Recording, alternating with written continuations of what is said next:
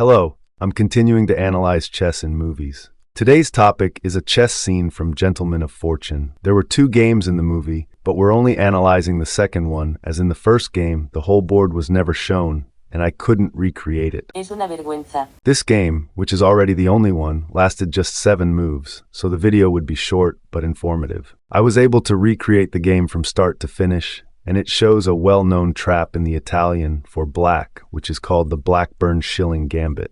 Without further ado, let's start the analysis.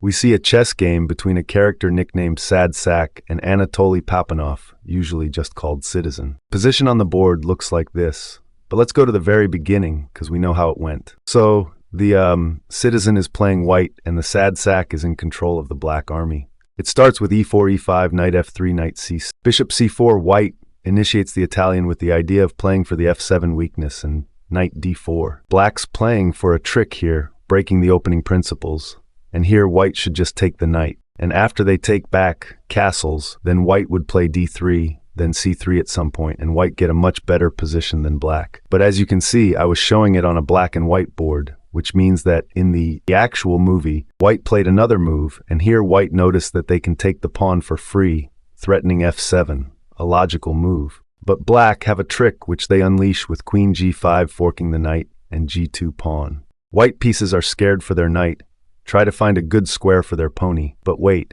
the f7 pawn is still hanging and taking it is still a fork, a logical decision by white, but as it usually goes in those cheap tricks, the intuitive move loses. Here white's best try is sacrificing the knight by playing castles, and after queen takes knight and c3, they get counterplay. But here, I won't bother analyzing all those branches of possible variations, as this gambit is usually used by weak amateurs, and especially when they took the e-pawn, the chance of that knight sacrifice is close to 0. But before the actual game continues, we'll look at another variation. Someone might say, if you need to defend g2, why don't you play knight g4? And some may really have a delusion that knight is saved, but then an obvious tactic of d5 strikes, and 2 of white's minor pieces are under attack and they lose. Finally, we go back to the position from the movie where white rook on f7. Queen takes g2 and white obviously saved the rook from the attack, but queen g2 was actually a fork, and the e-pawn was also attacked. So now queen takes e4 check, and if you block with the queen, it just gets taken. So bishop e2, another logical move which again loses, after which the famous phrase was born. Hop in the pony, you dummy. It's knight f3 which can't be taken. The bishop is pinned, and its smothered mate on the board.